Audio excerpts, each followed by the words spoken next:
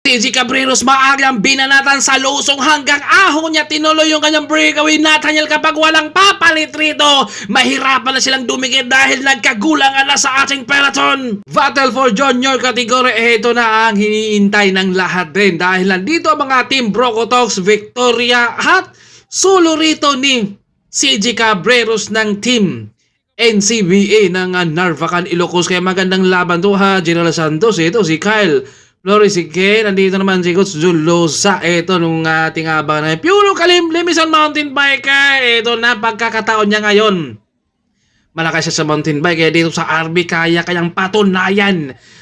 Saglitan lang yung kanilang laban na dito rin. 15 minutes plus 2 laps lang ating laban. Kaya ito ay kapag nabunsul ka ng maaga sa tuloy nila, mahirapan ka na talagang bumawi pa. Siguro sa next year nagkakasikuhan sila rito.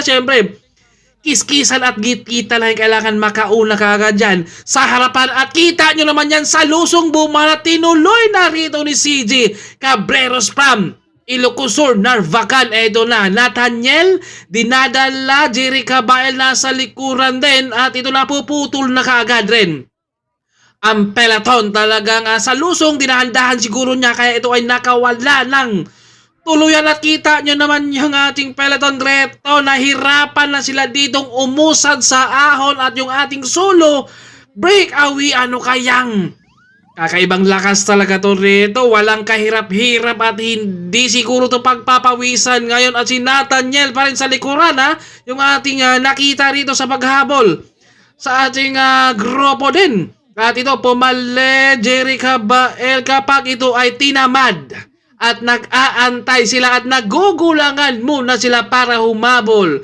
sa solo breakaway. Maaaring makawala ng tuluyan si CJ Cabreros dahil napakalakas siya, napakatindi, mag-time trialist yan.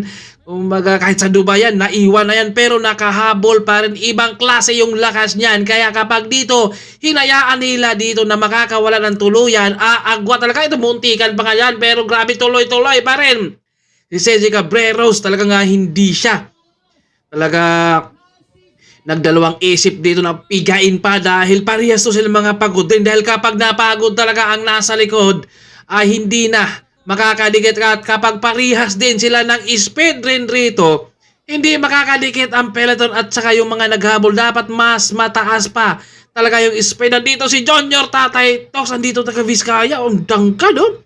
Masil-masil pa yung katawan.